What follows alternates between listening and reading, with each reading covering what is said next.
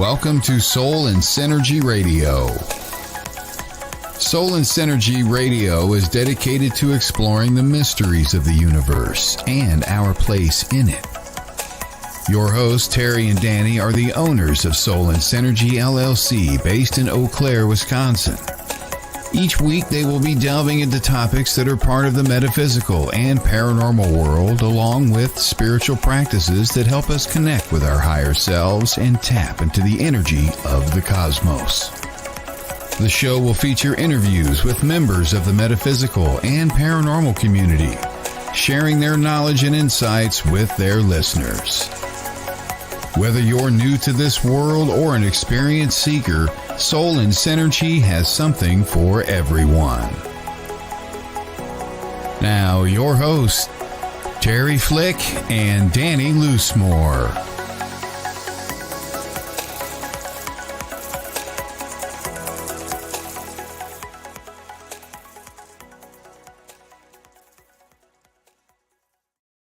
Good morning, everyone. Hello. Welcome to Soul and Synergy Radio. I can't believe it's Friday already. It's almost into July. Yeah, it's really been going fast. I'm already Googling stuff, so Yeah, you're already Googling stuff. That's very nice. I am. So we have with us today for the show Patty Q. She's going to be joining us for the conversation. We're talking about dream interpretation today as part of our topic. I mean, we have a lot of things that come to us in dreams, and I would invite the audience to kind of put in maybe some of the dreams that they've had and for some interpretation today. We got a really great guest with us, Matt Schultz. He is a very awesome healer. I can say that firsthand with some of the stuff he's done to like my neck and my head, and it's all been rather wonderful, and a really great guy all around. So want to introduce him to the radio world as well. But Terry, do you want to talk a little bit about what we're doing? Sure. Well, after we get done with the store today, we leave for Linden Hills, Minnesota, which is within Minneapolis, a suburb, I guess is where it is. We will be participating in Art on the Edge. It's not one of our shows. It's one we're going to vend at. I'll do Reiki there. Danny's going to do tarot. And then we're going to bring the tumbles along and see what's going on for healing stones for people. What's after that? Oh, next weekend we're in Wausau. So 29th we're in Wausau. At the Holiday Inn, so Rothschild, but it's Rothschild Wausau. We have, what do we got going on there? We have Christina doing the gallery that day, several different vendors and stuff. So that ought to be a pretty good event. And then we head to Rochester, Minnesota for August 12th. That's our third time in Rochester. Rochester always treats us amazing. Yes, they do. We do that at the Eagles Club in Rochester. We've been there every year. It's not a huge venue, but it is big enough for what we do down there. It's a great venue, and they're great people and they treat us well there. So, and then as my anxiety builds and as I keep going, how am I going to do this? How are we going to set this? How are we going to do that? We are going to participate in the Michigan Paracon. It's up in Sault Ste. Marie. It is a 3-day event with thousands of people coming through. So if you go to that, come and say hi to us or whatever.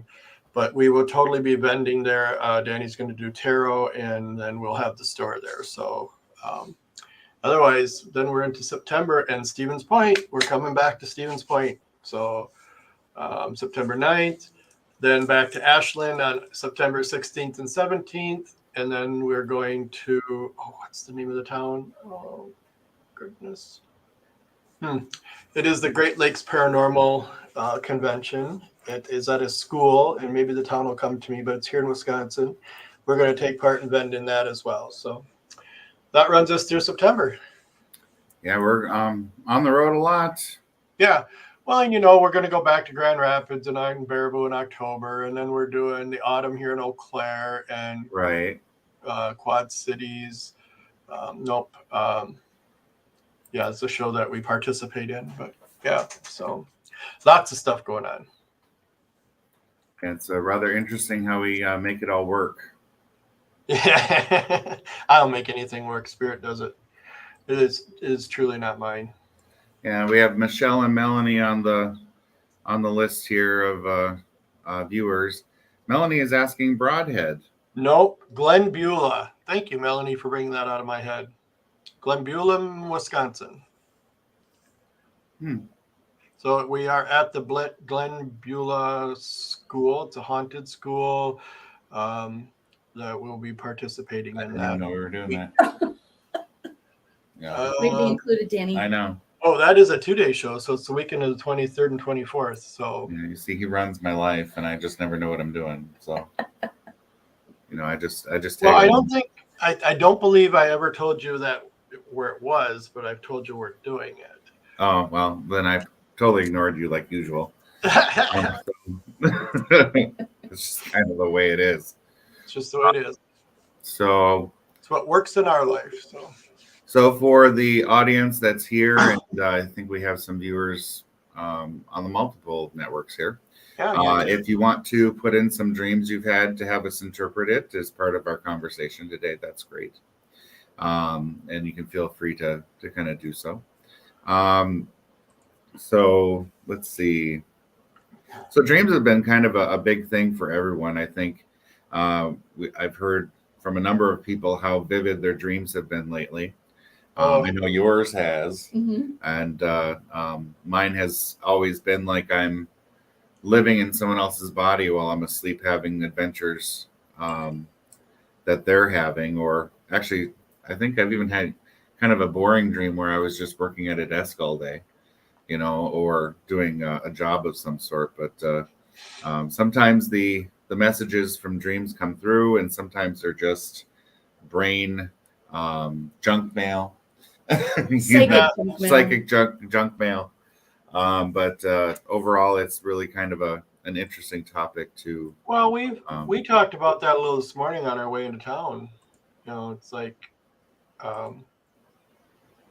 how the dream we talked about. How is that going to affect us, or does it affect us, or is it just pay attention type of dreams? Right. But I think I have a dream that has come up a number of times for me, that where I'm kind of, how do I even describe it? Where I have, where in the dream, like I was in some sort of carnival. This was a couple of years ago, and having nothing to do with yesterday going to the fair. But a couple of years ago, where I was in this carnival and going from those old kind of carts with the big wheels, and people would be in like these wagons and stuff like that, and the old time kind of carnival. And I walked into one of those carriages, and a guy was sitting at the table, and I kind of came out of the dream a little bit, and I sat there and I said, "What do you have to teach me?" Because I was completely aware of what was happening. I was dreaming. I knew I was dreaming. I knew I was in that place. And I looked at this, if you want to call him an avatar of some sort, I don't know, but this representation of someone. And I asked him, what is it that you have to teach me? And as he opened his mouth to tell me, I got excited, and then I woke up. Yeah. And it's like whenever you get excited or something like that, like, hey, that something's cool is going to happen, it kind of ruins the deal. Yeah. Take it away. Take it away. Yes. If I would have just sat there bored and just kind of whatever and just listened to the guy, I probably would have learned something. But you gotta have buy-in. Yeah, right. Any kind of dream you've had, Terry, that sticks with you? I think mine, well, that one that we talked about on the way in, like it keeps coming back, and it keeps coming back into my head. And so that tells me that there's something I need to learn from this, or like I really need to pay attention to this situation. Yeah. No, actually, I'm not a dream rememberer. Like I know I dream, but I don't remember them in the morning. And they're not usually vivid. So for me, it's like, yeah, I got my 8 hours. I'm good. All right. Well, without further ado, we want to bring our guest on the show to introduce himself and talk a little bit, and then we'll get into some of the dream interpretation here. So let's welcome Matt Schultz to the fray here. Hello, Matt. Good morning. Good morning. Hi. How are you doing today? I'm not too bad. Yourself? Oh, I think we're doing pretty darn good. We're awake and we're moving around, so that's a positive thing. We woke up on the right side of dirt, right? Right, exactly. That's Yeah. a good way to put it. Yeah, So, really for good. sure. That is good. Yeah. So we wanted to bring you on the show. We met you a couple of times. Terry knows you. I met you at the Renaissance Fair here in the area, just a little bit north of us, and you're really a talented healer, and you got quite an interesting sense of humor, and so we had an enjoyable. That's putting it lightly. An interesting sense of humor. Yes, I know, but I have to keep it PG for the There you go. the radio show. So I thought it would be great. So why don't you tell the audience about you and who you are and what you do? Well, okay. My name is Matt Schultz. I'm a Reiki teacher as of now. I just got my certificate 2 days ago. I've been healing probably since I was in my teens.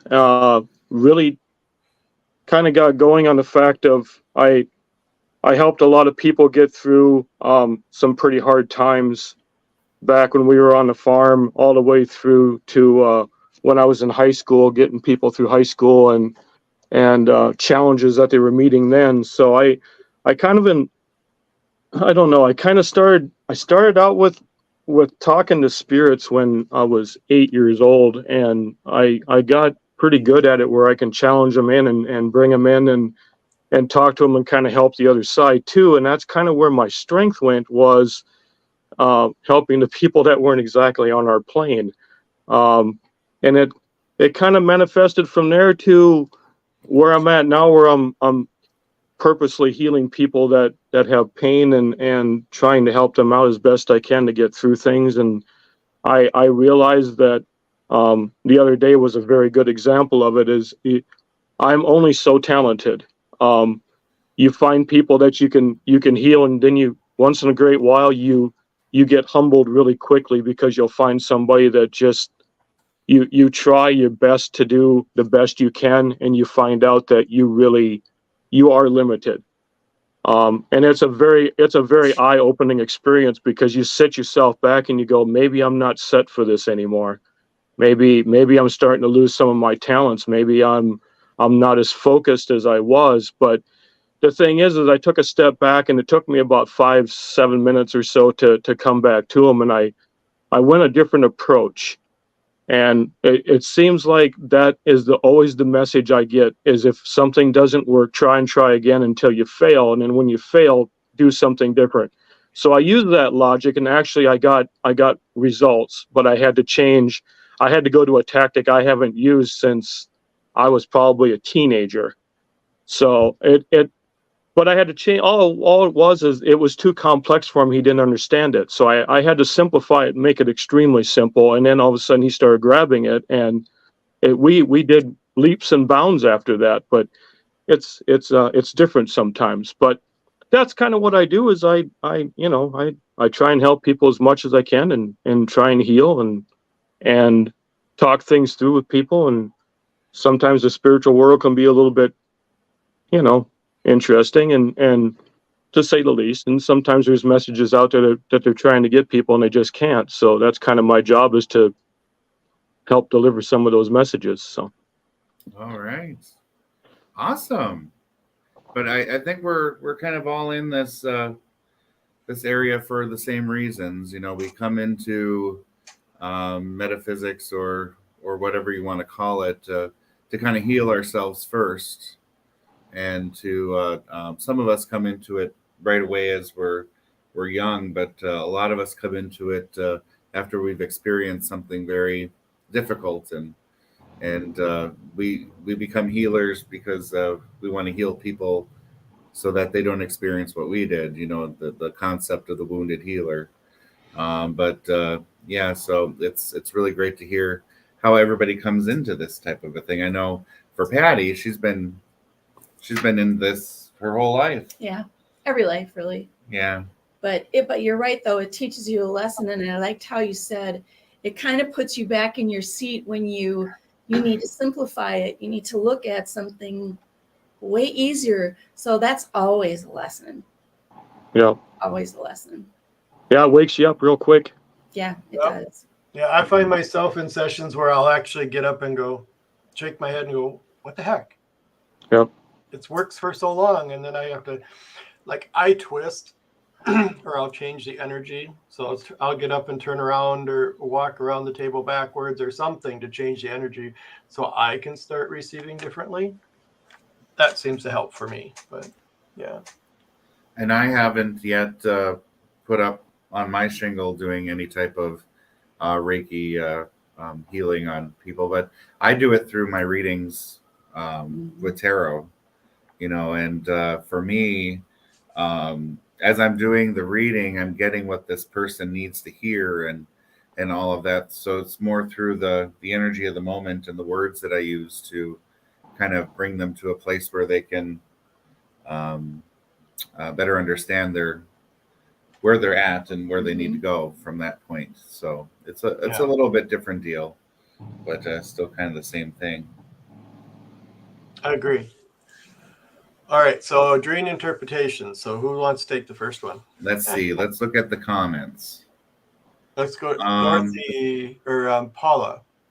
Yeah, the first one I see is Paula. It says, "Hello, what does dreaming rotten bright red door?" A rotten bright red door, yes. Let's just say a bright red door. Okay. I know for myself, when I think of this, the red door, I don't know if you guys remember, what was that? It was the movie where the little kid said, "I see dead people." What was The that? Sixth Sense. The Sixth Sense. Yeah, with Bruce Willis. Yeah, and in the movie, they like to do Easter eggs in movies to see whether or not the audience will notice. And in the movie, everything that was red was kind of a signal to kind of say, that Bruce Willis was actually dead, and he was a ghost, and he wasn't alive, and he finally realized that he was dead, and then they showed all the red objects that they had done in the movie. So I think a red door to me would mean it's a signal. It's there to kind of clue you in on something that you should be thinking about. That's kind of my thing. What about you guys? I think it signifies a situation in time that you should probably pay attention to. Maybe it could be like that. It could be like a footprint. You're walking through the woods, and all of a sudden there's that thing that's out of place that shouldn't be there, and then all of a sudden it draws your attention to that, and you really should start thinking about something that happened or is going to happen. It could be a future thing, and it could be a past thing. But it's signifying that you should probably be paying attention to it. So I'm kind of with Matthew on this, or Matt. So the red door signifies a spirituality, sanctuary, and peace. So if it's rotting, like she's saying, it's a rotting red door. In my brain, it's like you need to pay attention. Your spirituality is starting to fall. You need to get back in touch with things and stuff. Yeah. What about you? Face your fear. I get face your fear, and red gets your attention. If you put a rotting red door, it probably is very uncomfortable to realize what that message is, but they want you to understand. So whether they approach you with a messy rotting door, or if it's just a beautiful angelic presence, they're going to get your attention either way. Yeah. Yeah. So paying attention is a big theme for this one. Yeah. Let's see. And Dorothy, I have several reoccurring dreams. One of them is dead bodies underneath the porch. Okay. Are we a serial killer That's here? Or I feel like I put them there. I wake up very upset I could do such a thing. Okay. This is an interesting one. Dead people under the porch. Someone else take this one first. I'm not taking it. Well, I don't think that it is actually like she's a serial killer. It feels to me like it's like it's people she needs to cross over or pay attention to, and that's where they're at. Maybe the bodies just represent the soul instead of. That's what I'm feeling. So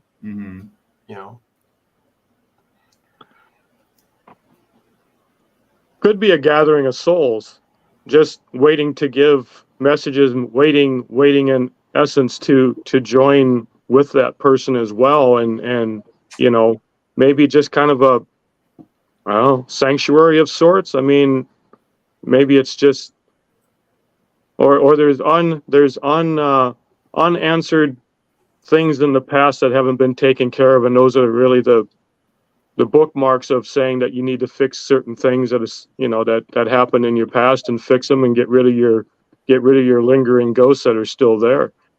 Yeah. Oh, that's a good one.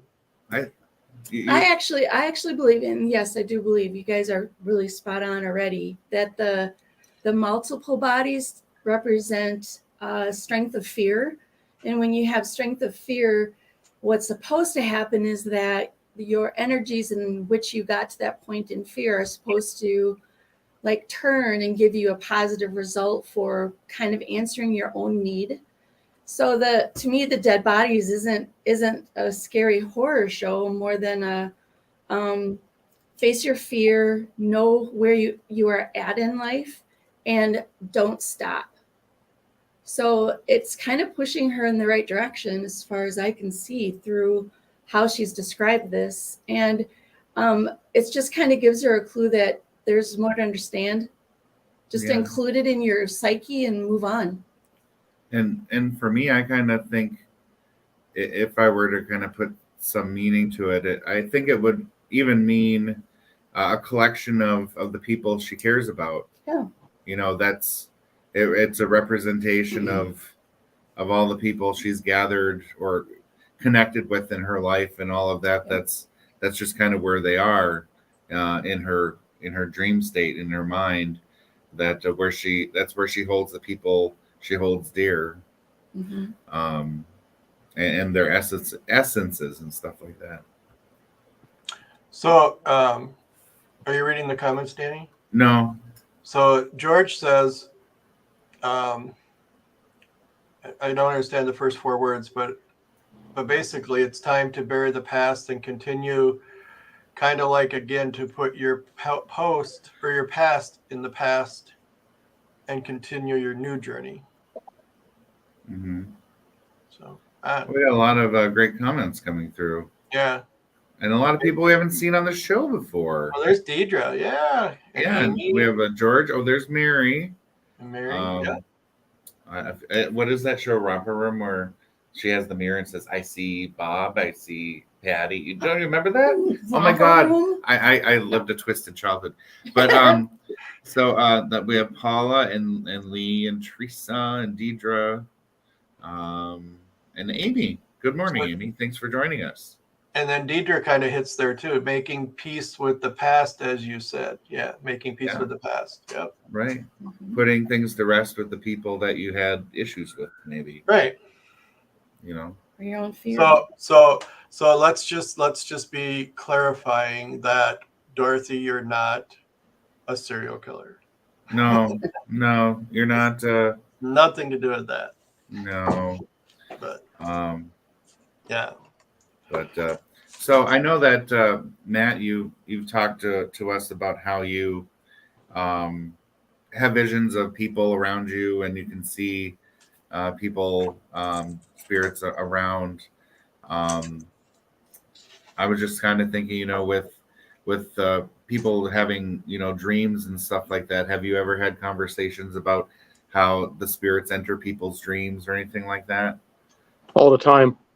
I get it quite often, especially if I'm visit, because I like to visit with people when I'm doing Reiki, and I like to visit people when I'm doing even putting in quantum touch into the theory. I just like to visit with people. So sometimes when I'm touching, areas of hurt and pain, I get imageries that I shouldn't get. It's just, it ties into their past. It ties into their future. I mean, I get glimpses all the time. Sometimes I don't get any messages at all just because the person is in so much pain they really can't release. And I get that. I mean, we're limited all by our abilities to seek and find. We're also limited to our abilities to help. Some people we can actually help really well, and then some people we're humbled because we sat back and we're like, I don't even know where to start. And sometimes it's 2-3 days down the road, and then all of a sudden something clicks into your mind that, hey, that's what that meant. Mm-hmm. And by that time it's too late. You know, the person's already gone, or the person's already moved on to a different realm. And it's sad because that message could have been important at that time. But dreams, I mean, I get dreams all the time.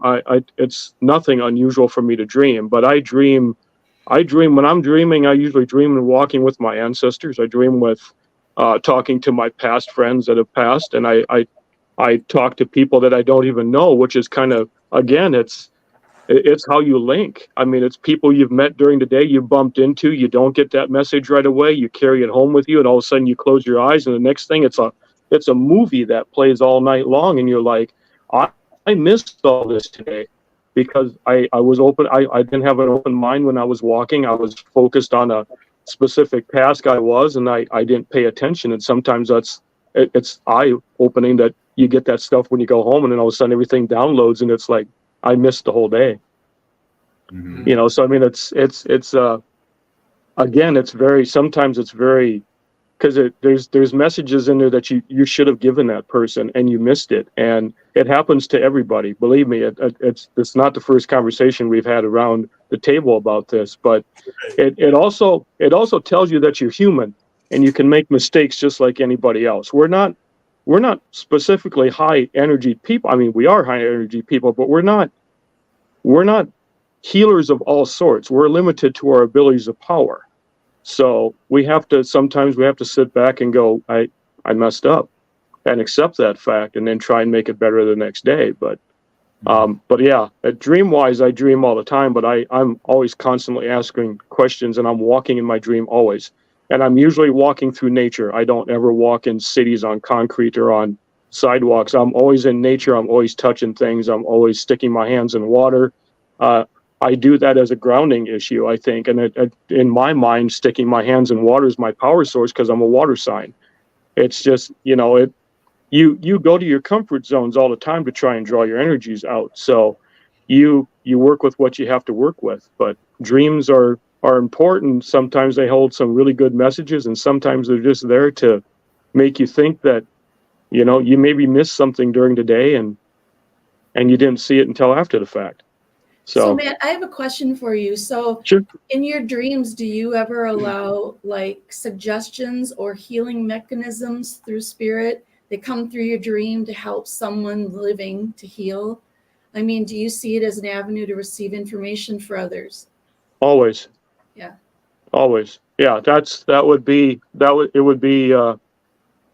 pretty much is dead on. I mean, I get messages like that all the time, but it's like I said, and now you got to go try and find that person again and try and figure that out. But, if you don't see them on a regular basis, I mean, I have certain people I see on a regular basis, so I can sit down and say, hey, look, a while ago I had this. Does it mean anything to you? Is it signifying anything to you? Does it bring up a memory of any kind? And the next thing you know is they're in tears because I brought up a past issue that happened a long time ago from a loss, and I had no idea because I didn't see it as a loss. I saw it as a vivid imagery, and then all of a sudden I'm a point blank person. Just so you know, I mean, if somebody's going to ask me a question, and I have witnesses that'll say this, and two of them are on the show. If you ask me a question and I give you the answer, it's going to be raw. I don't filter.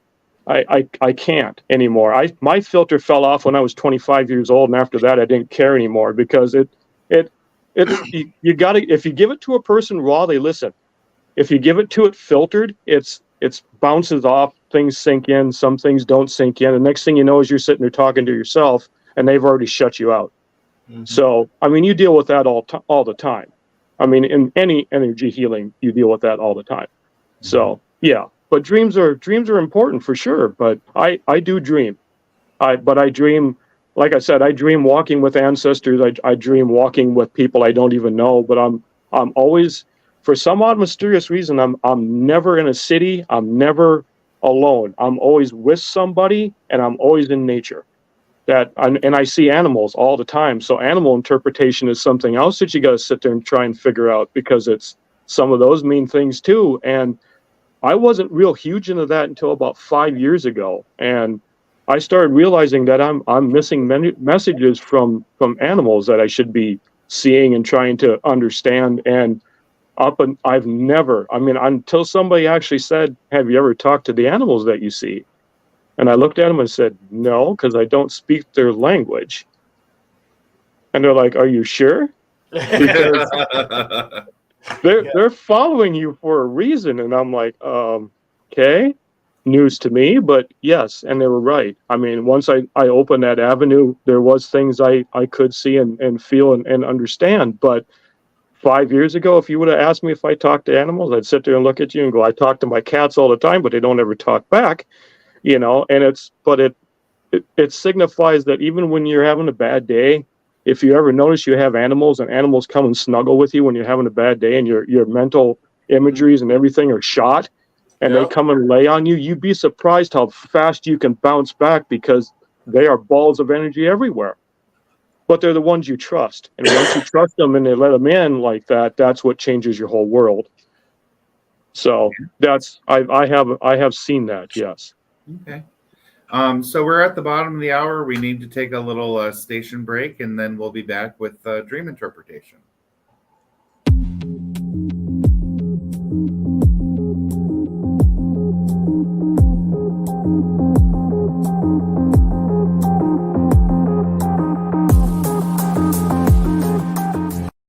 If you're a fan of the paranormal world, then you'll love WLTK-DB Talk Radio. Talk shows bringing you the latest on everything paranormal, cryptozoological, metaphysical, true crime, psychic readings, and more. The truth is here and now on WLTK-DB Talk Radio at WLTKDB.com.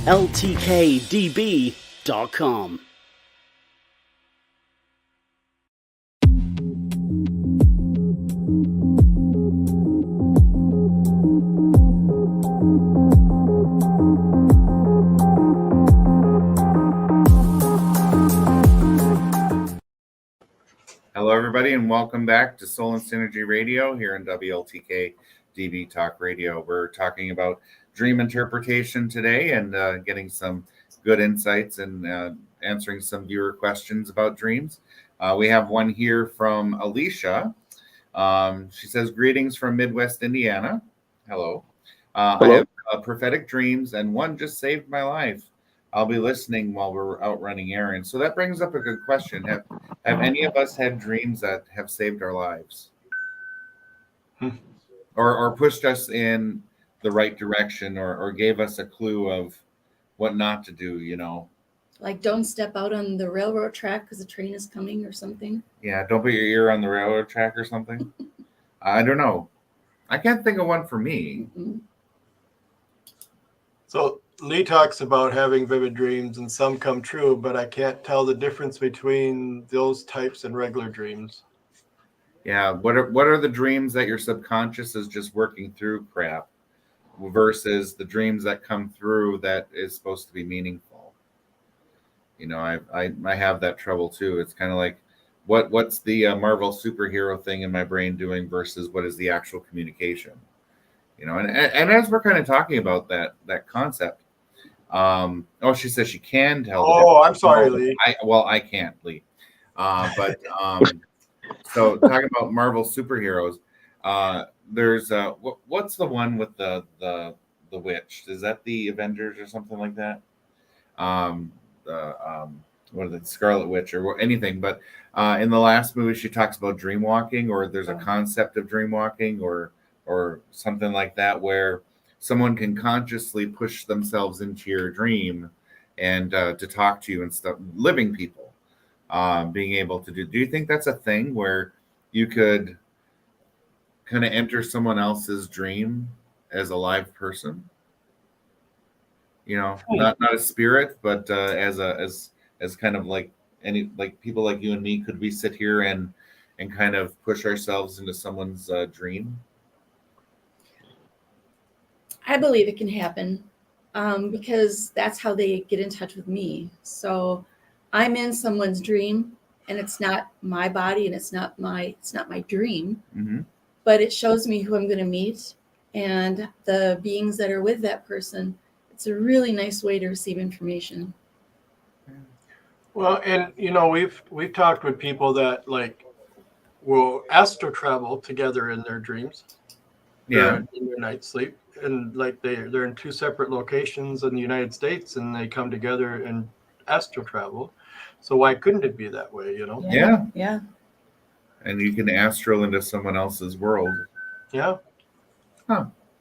I think we're all limited. I think we're all limited by what our abilities are able to understand and produce. I mean, so if you get a vision, and you don't understand it, sometimes it takes a couple of days of sitting there trying to analyze it before it starts to make sense. But once you start getting that gift and start relaxing your mind a little bit more, I don't see why it wouldn't be possible. Because you're opening up an avenue in your brain that isn't used to that concept, and the more you sit there and let it happen and introduce it slow and slow and slow, and then all of a sudden just kind of gradually open up, I don't see why that wouldn't be possible at all. Yeah, absolutely. And Mary is saying, absolutely dreamed I needed to check on my daughter at age 1 as she was sleeping. I went in and she was standing up, and the blind was in her crib. Oh, the cord, those slatted blinds, whatever she's saying, is fell into her crib. Oh. So her dream told her to check on her child. Okay, that's good. That's a great example. And Lee is saying, I've had many dreams about airplane crashes that came true within a week or two. That was the most useless prophetic ability ever. I'm totally afraid of flying, so that just kind of told me not to fly. Thanks, Lee. Yeah, I'm staying on this continent apparently, yeah. No quick trips to California now, so. No, we're driving again. I'm not getting in a plane. But anyway, with the dream interpretation, I'm trying to think. With some of them that I've had that have been kind of meaningful. You have some wonky dreams, though. I mean, some of your dreams are so far out there, I can't even get with you. Yeah, they're just so strange and somewhat inappropriate at times. But it's just hard to know what everything is supposed to mean. But what about you? What's something that really? Well, I was in a boat, and I was with people that I have never seen before, and I put myself in I was in a seated position, and everybody in front of me was dead, and it made me realize that I can go anywhere and I'm still going to see dead people. So they said to me in that dream, "How do you want to see us?" And they were giving me choices. How do you want to be a part of this message? So it was very cleansing for me. And ever since then, I'm always put in a place where I don't believe I'll ever be. But the message could be surface, or it could be the million messages underlying it. And a dream never stops giving you clarity. It pokes and prods at you, and it's never really done. The dream is very purposeful. It's a message. They're full of symbols and voices and faces and identifiers. And sometimes they're scary, but they test your fear. So it's supposed to be very natural. How far down the rabbit hole do you want to go? Exactly. Right, exactly. Yeah. Mm-hmm. I know for me, I've had a dream that kind of sticks out for me. I don't know if you've ever seen The Lion, the Witch, and the Wardrobe, where they have the thrones that they all sit on this like stone kind of columny thing kind of thing. Well, I had a dream that was kind of like that, but there were beings that were sitting in those thrones, and they were telling me, when you need this, you need to call on me. And the other one was saying, when you need this, you know, you got to talk to me. And they were providing me instruction on who to talk to when I needed a certain thing. Mhm. And of course, I got excited and I woke up, so I didn't hear the whole thing. But that's really kind of my, Oh, but you did hear the whole thing. you know, it's just kind of my thinking, like, oh my God, this is really happening. And then the brain gets all excited and it wakes up. But I've had other ones where it's shown me how to solve a problem. Like I do a lot of computer programming as part of my job, and data and Excel, and you know, all tables, and I just love numbers. But I've had plenty of dreams that have kind of shown me how to fix a puzzling problem with an equation or a calculation, or how are you going to get this data table to do this kind of a thing. So it's been helpful to me in more of a professional sense. But spiritually, you know, I've been shown how to accomplish a superhuman feat, and you know, and it really has worked out well for me. So, but I think dreams are a good message taker or holders. You know, that's where the messages come through. You know, we talk about that a lot. Pay attention to your dreams. Do a dream journal. Da da da da. You know, and so you can, even if it doesn't make sense today, but they add to it tomorrow or in the next day, putting it all together may make sense for you. So yeah, so yeah, and Todd, even if you have a dream that you'd like a little interpreting on, please put it into the chat. And any of the new viewers that have joined us since our last thing, you know, if you have a dream that you'd like to be interpreted, please let us know. But until we get some more information there, Matt, are you doing anything in the near future that's kind of exciting, or any new things coming up for you? I've got some stuff in the works. I'm not gonna say anything yet because I don't want to jinx it, but I might be changing careers. I might actually be moving closer to the cities area, just to make some changes and try and open up some avenues. I would like to, once I get established, if everything goes through, which I'm sure it will, because I'm going to make it work some way, shape, or form. It's just going to take me some time, but I've already yesterday I already went through the interview process, so I've already been offered the job. I've got the letter, so it's just a matter of getting all the finalizing of the medical checks and the other stuff that I need to do, but it's in the works. But I think change is coming, and it's not only the change of the career. I think it's going to be more of a change of me too, because it's going to open me up to an area that I don't feel comfortable in, because I'm going to go to some place and I know the people I'm going to be there with, and I understand them, and we're good friends. But at the same time, it throws you into that kind of a vortex world where you're sitting there trying to make sense out of everything. You're sitting there, you're trying to ground yourself again. And I haven't been chaotic in years. So, I mean, I'm kind of looking forward to that, because when I get to that point and I start to relax, that's when everything starts to hit me full flood. And all of a sudden it's just that little bit of a tweaking, so to say. And then all of a sudden your whole world just goes, instead of being upside down, you start getting multiple, informational highways that open up, and all of a sudden you're sitting back going, see, now this is the stuff I missed, but it took a change to do that. And sometimes it's that little spark of that little kick in the butt or whatever it is that you have to go through. But all of a sudden that slight change, even though it's huge in your mind, slight in other people's, depending upon their view, it sets you back and makes you understand that you still can do this. Change is still possible. In fact, change happens every day. We just don't sit down and analyze it like we're supposed to. I always tell people, I said, it's kind of like going out for breakfast. You want bacon and eggs, and yet when you get there, you don't want bacon and eggs. You want everything in the menu that isn't bacon and eggs. Yeah. And your whole day starts that way, because your first choice of the day is your whole day in a sequence. you just don't understand it that way, and people don't see it that way. I mean, it's as simple as, what am I eating for breakfast? And you kind of take a step back and realize that you are only in control of so much, and then after that you pretty much let things go and let it run its course, because you're not going to change it.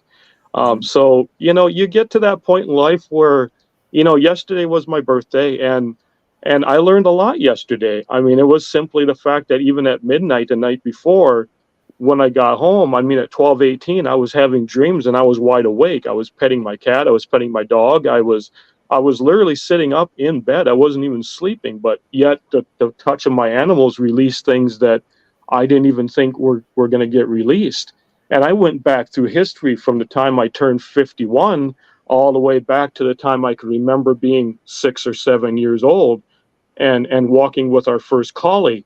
And it was eye-opening, because I didn't remember half that stuff, and I don't think about that stuff on a daily basis. But all of a sudden, one day, it's the change of 51, and all of a sudden this whole universe just opened back up again, and I saw myself working at my job that I applied for. So I mean, there's something to sit. I haven't even been to the place yet to even do the training or anything else, but yet I saw myself doing that job, and I was happy.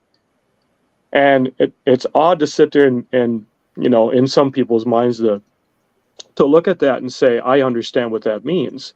But that's my whole world since I've been 8, is I can walk through and talk to people and touch people. Bumping into people in the mall is interesting, and yet it'll set you back some days, because that light touch, that light brush, just the fact of somebody bumping into you, and all of a sudden things transfer. It's like a disc just gets put into your computer, and all of a sudden it starts downloading. Yeah. And you sit back and you go, holy crap, that guy's life has been rough, or that person's life has not been exactly what they think it should be. So I think when we experience stuff like that, it not only wakes you up, but I think it makes you realize that you're gifted, no matter how you think of yourself being gifted. So everybody has gifts. I mean, my dad and mom used to tell me, everybody has a purpose on this world. Sometimes we don't know what it is until we get older. And I truly believe that. I mean, there's everybody has a purpose here, but understanding it and where, when, and how it's going to happen, that's going to be the eye opener. Yeah. Well, and you say, like you in your 50s, right? Yep. Yep. Same here. It was in my 50s when my whole life changed. Yep. And started doing the healings and all the stuff. So it's never too late, people. No, it's not. Yeah, I know for me, a really big shift for me happened in 2017.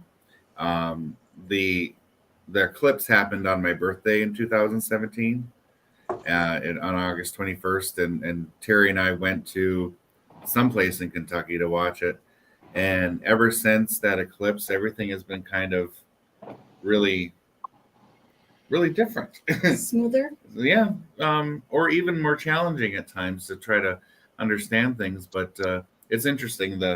There'll be an eclipse on my birthday twice in my lifetime, or 3 times in my lifetime. So that's weird, isn't it?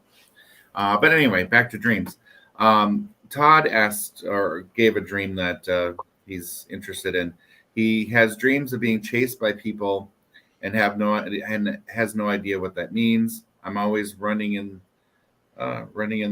them, but he's running in them in the dreams. Oh, he's always running in the dreams, but always wake before getting caught. What do you think, Terry? Well, I don't know. I think it's, you need to stop and face what's behind you. I just think it means he's multitasking too much.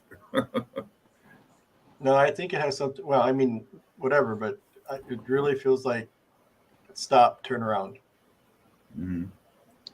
Face your issues. Face what's going on. Okay. Yeah. We have one from Alicia. She's had prophetic dreams her entire life. First time was when she saw her perfectly healthy, spunky grandma in a coffin. Then 12 hours later, got a call that a 300-pound boulder fell on her while on a walk. Yikes. Oh, Oh, Foresight. I have no comments. foresight. Yeah, right, man. Foresight. That's all that is. Foresight. Yeah. Yep.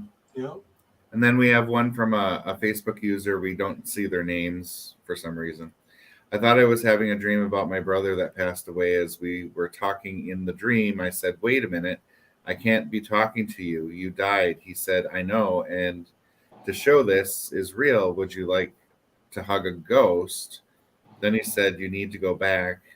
Then I woke up and could still feel his hug. Then my friend called me just as I woke up and said, "Don't you ever do that again. I didn't think you would have come back." So, moral of the story there, I think, is ghost communication and receiving a message, I guess. So that kind of goes back to, entities entering our dreams to talk to us. Oh, absolutely. Absolutely. Yeah. I know that there are quite a few of those that happen to me. I'm like, get out of my head. Yeah. I think people would be really surprised to know that a dream is facilitated a lot through spiritual beings that are always here for us. And that's just a way that they can get through easier. Mm-hmm. And it's almost like a dance. They know exactly what they have to give us, and they know how. I always like the people that sit there and said, it must have been something I ate.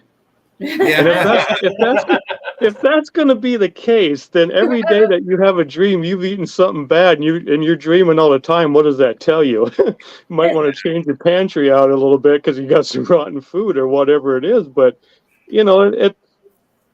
dreams have purposes. I mean, they all have messages in them. I mean, some of them are linked to past things that never got said. There's linkages to, if I would have had one more day with this person, we could have done this. Or, if I knew he was dying, I would have told him, I loved him. Or, and those lost messages that are out there are never lost. You can still talk to him, because I truly believe, and this is my personal opinion, but being around death as much as I have been, when you're going to the other side, that last breath you take releases your soul. And it has to, because here's why. If you're put in a coffin and you're put in the ground and you didn't expel your soul out, or your spirit out, or however you want to look at that, you're now trapped in a coffin. I mean, would you really want to live that way? Right. Because your body doesn't. So your mind automatically, when you pass and you take your last breath, that last breath you take expels your soul.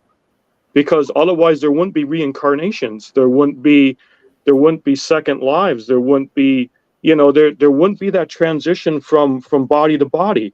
So, and for sure, if there's spirits, and there are spirits walking this world with messages, and you're walking with your brother or your sister, which I don't have, I'm the only child, but I'm just saying, if you're walking with your brother, you're walking with a significant other, and they're talking to you, I'd listen, because there's messages in there that you've missed. There's something underlying in those messages that they're telling you that for a reason. If they're asking you to hug you, it's because you've missed the physical touch. If it's a message coming across and they're sitting there talking to you, you missed something that they were trying to get through to you, and at one point in time that they considered to be extremely important, and they're still trying to get it out to you. So there's always, there's messages, and there's always personal feelings and emotions and dreams, and all that stuff can be interpreted into a lot of things, but a lot of it has to do with messages. You missed something. Try and find that missing link. Okay. We have one that's saying, I keep having a dream that I'm walking down a cobblestone walkway, and I look down and I'm wearing a Renaissance dress. I'm always walking kind of in this dress. I think that's a past life. I would go with past life. I'd agree. Yeah.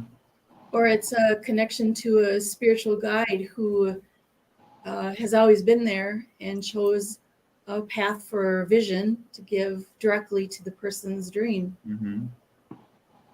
Yeah. And family member dreams about someone close to you is trying to physically hurt you. I think maybe that's more of a beware or A warning of some sort. A family member trying to hurt you in your dream. Yeah. What do you guys think? Well, Was there issues in the past with that person? Is the first question I would come up with is, was there a history with that person being that way all the time, or is it just now happening in a dream? Mm-hmm. Yeah. I guess we'll have to see what her comment might be related to that. Oh, and then we have wonderful Craig. I've had some prophetic dreams in the past. I said prophetic, right? Yes. Okay, I heard pathetic coming out of my mouth. But prophetic dreams in the past. There was a tornado in the dreams, and I could never get away from it. I couldn't run or see after about a year. Also, like disaster dreams. I mean, are they prophetic or are they symbolic? I also believe in the sight of a dream has a lot of measurements in your psychic life. So they give you something of destruction or something of such high fear. And then they place you right in the middle of it to see how you're going to sit with it. Mm-hmm. And it doesn't really mean it's going to happen to you. It just means that there are bigger things outside that you need to begin to learn from. Mm-hmm. yeah. This one here, Alicia, she isn't blued out, but I just left my abusive husband a couple weeks ago after I kept having the same violent dream with him and a gun. I wasn't sticking around for it to happen in reality. Mm-hmm. Somebody listening to their dreams. Yeah. Yeah, definitely. Very true. And then we have one that says, I have a recurring dream that I'm fighting the 4 horsemen of the apocalypse. Oh, Lord. And I'm protecting hundreds of thousands of people behind me as I'm fighting the horsemen. The people smile and start disappearing one at a time. That's interesting. I think if anything, that means that that person is a very compassionate and caring person wanting to, protect people. Yeah. Yeah, I would go with that. But what do the 4 horsemen represent? What are they? War, pestilence, pestilence, strife, and if there's 4 things, I always know 3 of them, but never the 4th. It's never a complete package. Famine, I think. So I think more so it would represent someone who is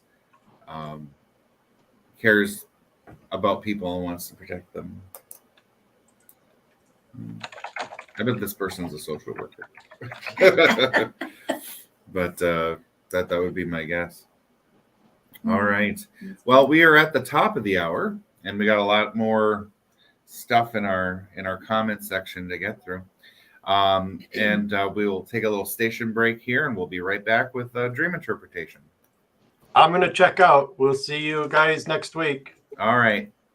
Bye now.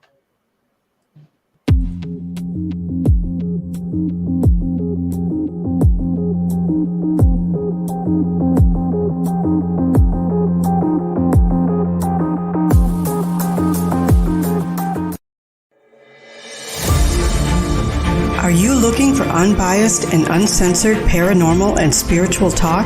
At WLTK-DB.com, we offer several talk shows ranging from self-care to hauntings and everything in between. Find the shows and hosts on our website at WLTK-DB.com. You can watch them live or catch up on your latest favorites. While you're there, be sure to check out the store and pick up some of the latest station swag. Did you know we had a station blog or that you can host your own show? It's all online at WLTK-DB.com. Looking to advertise? Check out our competitive pricing and let's get you noticed. WLTK Talk Radio has something for everyone. So be sure to stop by and say hello at WLTK-DB.com.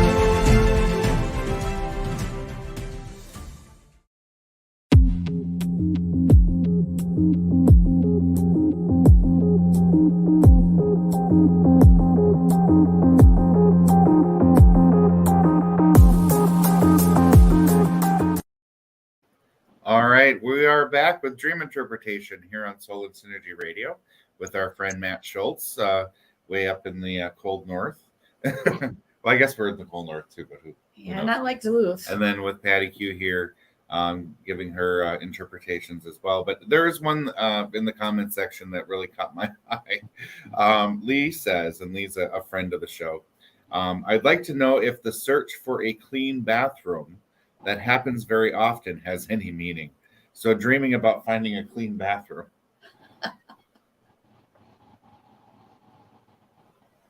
Scrubbing your past? Yeah. Cleaning up past issues so as you're looking at the clean side of a new beginning type thing?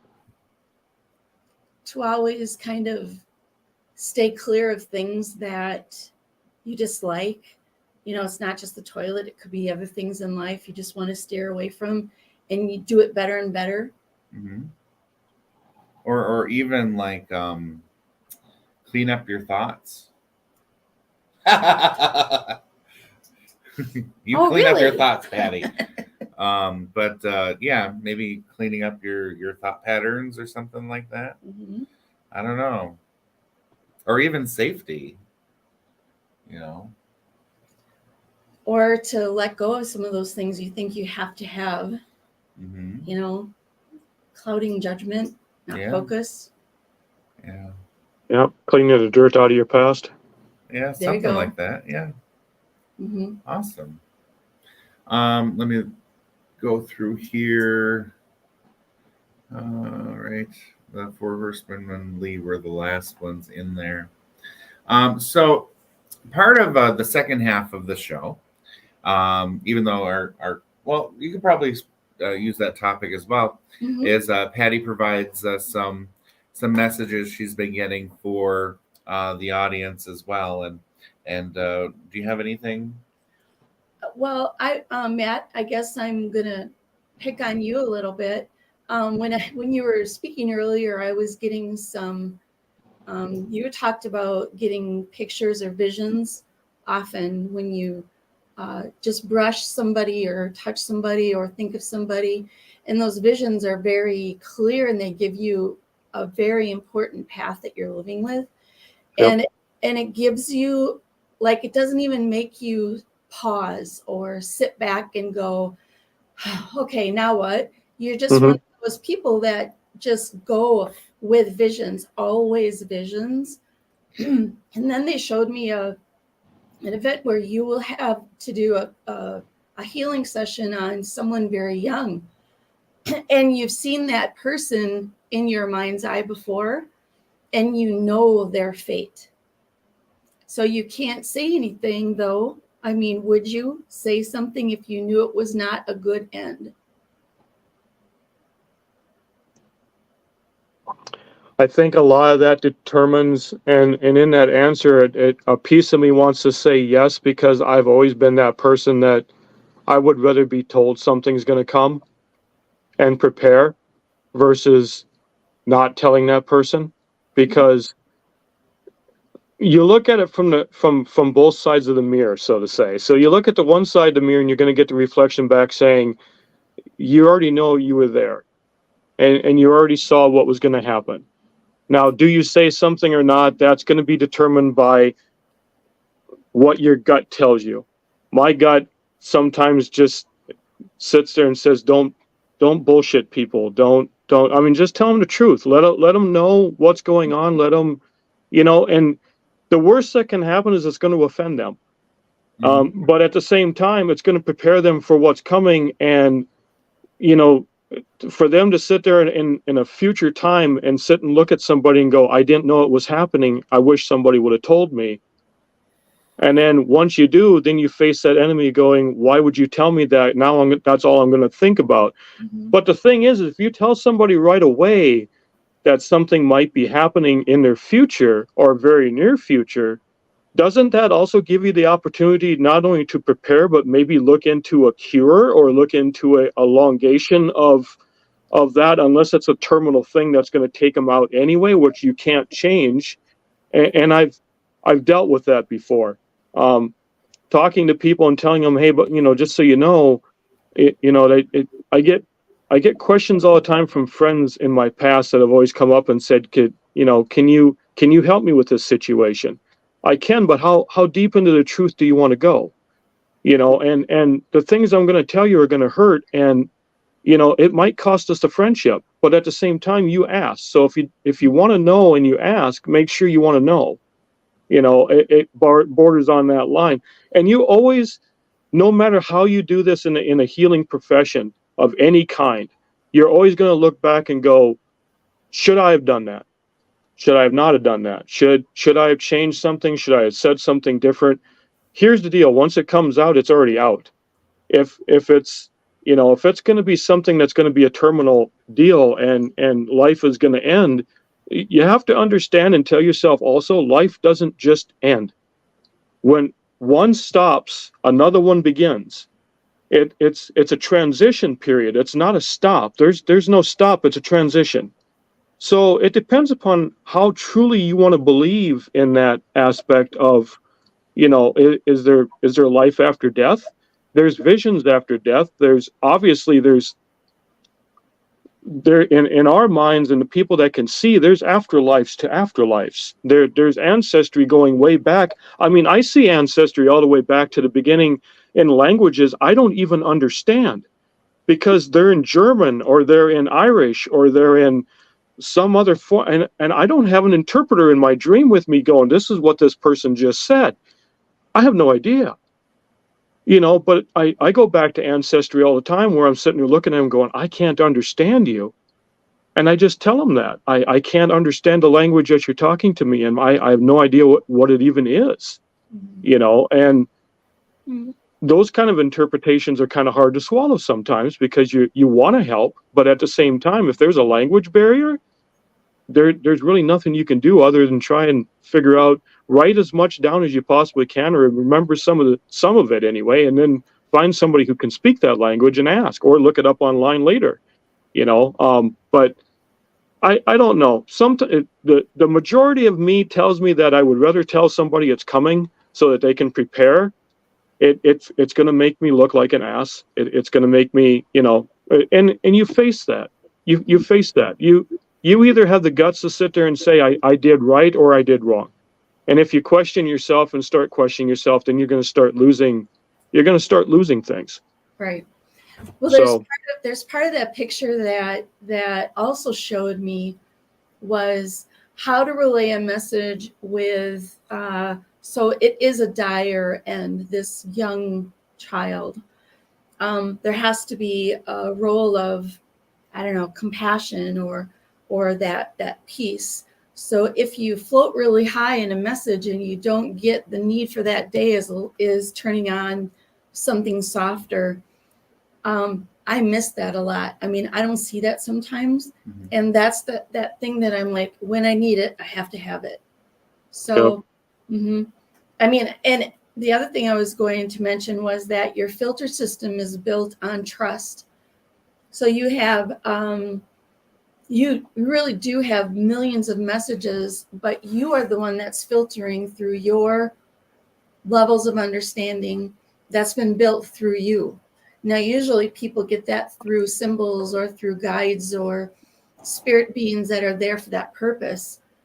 But you've already done that. So that's kind of huge. I mean, I'm guessing you've done it before in past lives, but the way you filter through things, you really go to the guts of it. And that's not easy to do. No, there's some deep areas. It sometimes I wake up and I hurt for days, but It is what it is. I mean, I don't remember asking for this ability at any point in time. It just came to me. But once it came to me and I started helping people, I realized that I had a purpose in life other than just working a regular 40-hour a week job, going home, sitting in a chair and watching TV. I don't watch TV very much. I mean, I literally I read and I interpret things throughout the day, and I just sit there and keep doing that. I even do that at work when I'm vacuuming. As I transition through my whole day going, what did this message mean? What did this site mean? Once I passed a guy coming in, what was his message? And my mind doesn't shut off. Right. But it's hard to sit there and tell people that you don't care, because I do. That's the reason I do what I do, is because I care. I care because I have people and friends I've made recently that I care very much about. I know they have ucky pasts. I know that they've been through some stuff, and some of it can't be mentioned on radio just for the simple fact that it's horrific, what they've been through. But it's a life filter that goes through and tells you that this happened to you for not so much for a reason. It could have been just circumstance. That this happened. You never know what you're, you don't wake up going, oh, I'm going to get shot today. You don't, because now you're going to walk the whole day looking for somebody that's going to, to do that, and your whole day's shot. Yeah. But, it's just, I don't know. Like I said, a lot of it is just plain truth. I'd rather just tell people and get it out. So it's and that's me, but that's the German and Irish in me. Is I just, when raising up, boo-boos were boo-boos, but you walked it off. Yep. You got cut, you bled. Okay, it just shows that you were human. And my dad would look at it and say, well, it doesn't need stitches. We can put a Band-Aid on it and continue. And that's what we did. I mean, I grew up on a dairy farm. I was kicked by cows. I was mauled by cows. I was, good grief. It continues, and it's just, you're beat up every day that you walk. I mean, it's just, but you're not beat up, maybe not physically, but mentally you're sitting there and you're trying to transition through your day going, why did this happen this way? Why, what, is there messages in there? Is it just a day? But you get exhausted after a while. And I learned to when I put filters on, I filter a lot of that stuff out now. So I don't sweat a lot of that. It's part of a day. It's just part of the world the way it is. And I can't change that because the world's changing every day with or without me. So how do you know if a message is for you? They'll actually come up and stand either right in front of me or right alongside of me, and we will walk and talk, or they'll stand in front of me, give me the message, or they'll sit there and they'll come up and they'll literally kind of dump things right in my lap. It's not necessarily giving me paperwork to go through and read, but I mean, it's kind of like coming up and saying, showing hands, going, this is what's going to happen. This is what I'm facing. This is what I'm trying to figure out. How do I interpret this? Mm-hmm. And sometimes that's extremely hard because it's multiple things that they're trying to give you all in one shot. It's not one at a time. It's a whole dossier of things, and then sitting there saying, can you go through this and tell me what I should be looking for? No, I can't, because everything in that folder that you just handed me is a message to you saying what's going to be showing up, what's coming up in your future, what happened in your past, who you lost, what you gained by that loss. And a lot of people go, well, what do you mean by gain by a loss? Everything in life has a purpose. Yep. Even loss has a purpose. Mm-hmm. Failure has a purpose. It teaches you that you did something wrong to fail. Mm-hmm. It teaches you to change your outlook and go a different direction, or change the series of events to make it happen so it works positive with you. So there's life lessons all around, but it's going back to, my personality in me has always told me just be honest with people and give it to them straight. Yep. Yeah. I know for me, when I'm doing readings for people, I kind of see the timeline that they're on right now. Yeah. And then I tell them, this is kind of what I see. And by offering them the information that gives them the choice to change because I believe, you have the opportunity to change your future with every decision you make. Mm-hmm. So if I'm saying, if you're heading if you continue on the same direction, this is the likely outcome.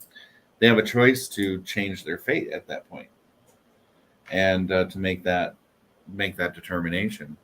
So I'm never one to say, I'm just going to wait for this to happen to me. Use your gifts to change your outcome. I don't think necessarily everything has to be fated to happen. So Matt, a question to you is when you sit with messages, do they come in just the language that it is, or do you see the person that it comes from? Both. Both? Both. Because since we started talking, over your left shoulder, I always see this woman over there, and she's kind of like trying to recede into the walls so she's not noticed. She's very beautiful, and she's got kind of older clothes, but very well fitted and really a pretty woman. Have you seen her before? I've seen lots of people before. I have lots of people in my past. Yeah. I know we had talked a little bit, and this ties into that question too. I've always been that wolf leader. We had talked about wolf packs and leader of a pack, and I am surrounded by wolves. I've actually physically walked up and petted one in Jay Cook State Park. Just literally got out of the vehicle, and my wife looks at me and goes, "What are you doing?" I said, "I'm gonna go pet the wolf," and it was a big black wolf. And I walked up to it with a handful of dog food and literally bowed in front of it, put the food on the ground.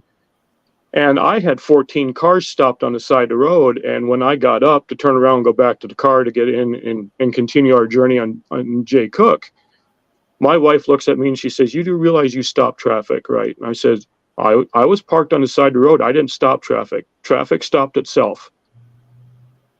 And so it's kind of that symbolic reach. You reach Yep. out, yes. And Yeah. a lot of people were just wanting to watch you do it. Yes, because I couldn't believe I just walked up to a black wolf in the wild and just fed it dog food. I mean, it's just, but the part is when I walked out, I didn't show fear. I showed respect, but I didn't show fear. I didn't fear the wolf. Mm-hmm. I didn't fear its size neither.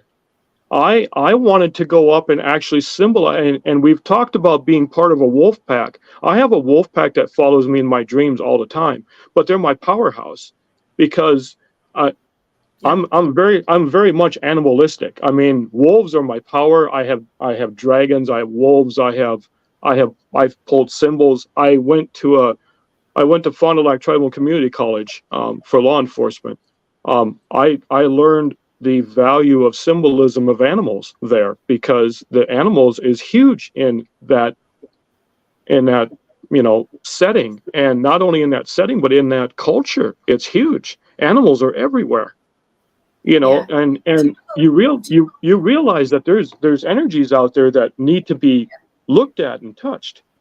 Are they your protectors? Do they protect you?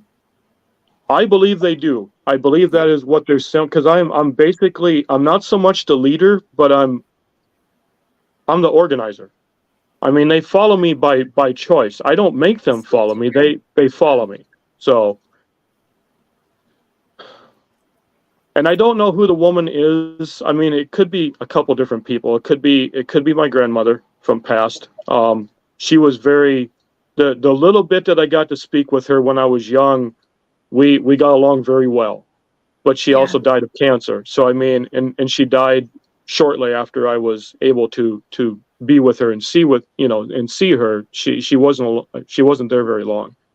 But we linked very well because we laughed together. We did things together. It was a great beginning, but it ended really quick. So yeah, and you're correct in that. And then she shows the time frame. Remember when Snow White came out, the original Snow White in black and white? She brought that to my attention, and that was a favorite part of her life, she said. During that time. Yep. So she must have died there and soon after then. Correct. Yeah. Yeah. Yeah, she wasn't there very long. She ended up getting a very invasive form of cancer, and it took her very quickly. Right. Just the same kind of cancer that took my mom as well. My mom passed. Well, she had breast cancer. She had gone through all the treatment, the chemo, and then came out of that, and then went into, I guess, a formality of remission. And then it was shortly after that, she had breathing problems. She couldn't breathe. Well, they ended up draining her lung, and the fluid that came out of that was very much in my eyes, screamed, and just literally screamed in front of me, death. It was death. They drew death out of her body, and I said, okay. And I didn't, I told Dad, I said, that is not a good color. And he goes, no, it doesn't look good. And of course, hospitals are always about trying to play the innocence of, let's not make it something it's not until we get it tested, blah, blah, blah. Well, when you've been on a farm and see that kind of stuff on a daily basis, you don't, there's no guess. And within, she was supposed to be put in hospice, and I'm not sure if she made it there or not. I think she did towards the end, but in 3 days, my mom forgot my name. Didn't even know who I was. Kept calling me brother, because she does have a brother, but her brother's in South Dakota. I know that because it's, we visited before, but I told, and my dad would get so upset because she couldn't remember my name. And he got to the point where he just burst into tears because she kept calling me brother and not son. And that killed him, because it's like, how can you be around somebody for so long and forget their name? And I looked at him and I put my hand on her shoulder. I said, Dad, I says, she's not her. Mom's gone already. This is just the body trying to fight off whatever is left. I says, she's not going to make it. It's just, and 2 days later she passed, but she waited for us to all leave, because we all came down, we all stood with her. We were all visiting and trying to, do the family thing. And Dad goes, it's like midnight or whatever it was. He said, I think we should probably go home. I said, sounds good to me. Well, we left, and we no sooner walked in the house, and I think we went to bed. And it was shortly after that, Dad knocked on the door and said that my wife of so many years had passed away. And I said, okay. But it wasn't Mom passed away. It was my wife passed away.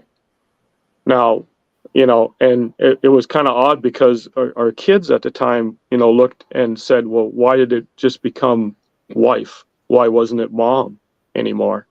And I said, because it was symbolizing to him, not to me. I already know who she was to me. Dad lost a wife. Mm-hmm. I said, I didn't lose a wife. I lost a mom. There's a difference. And he kind of took a step back and goes, you know what? You're right. I didn't even think of it from that. I said, no, because you got the phone call and your brain automatically just went to the basic survival mode, where you sit there and you tell yourself, I just lost somebody very important to my life that I've been married to for many years, and it's over. It's done. And I told Dad, I said, it's never over. They're always with you. They walk with you every day. But certain people in certain religions, they just don't believe that. And that's fine. You have every right to believe what you want to believe. I'm not going to sit there and tell you what you should. I'm just going to give you the message. You can do whatever you want to with the message. The message is yours. Forget about it. Don't pay any attention to it. Whatever you want to do, that's on you. Right. So. Wow. Right? Yeah, definitely. Yeah. Man's got a lot of info. I can see the energy around you. I can see the things that sit with you, and yet he sits very calmly. Oh, yeah. And he's matter of factly. he's just kind of, just saying what he needs to say. Mm-hmm. And you're very supportive of living people, and your structure is very sound. It's like built on, well, like I said before, trust. And so I don't think you're ever going to shake anything like that away until the day you die. I hope that's okay with you. Yeah, I'm in it for the long run. I'm not going to give up. So. Yeah. Mm-hmm. Definitely. Well, let's see. Tina, where are some questions here? Lisa's from a prior conversation we were having. She said, "My dad, quit crying, or I'll give you something to cry about." When you were talking about getting hurt on the farm, yeah, and like for me, my mom always used to say, "It's far from your heart." You know, if I get a cut somewhere, oh, it's far from your heart. Don't worry about it. Yeah. You know, it's just kind of like okay, but then I was getting into biology and stuff like that and medical stuff, and I said, but if there's a blue line from my cut going towards my heart, that's going to mean something. It's Yeah. just like, oh yes. So I kind of got her there. Not much time left. No. And Tina's asking for some messages as well, and then we'll save that for after the break here. But definitely, Matt, are you willing to help answer some questions from the audience in the last half of the show about maybe some messages? I would be honored. Todd, why don't we go and take a little our last break here, and then we'll come back and start answering questions from the audience for messages. Beautiful. All right. Awesome.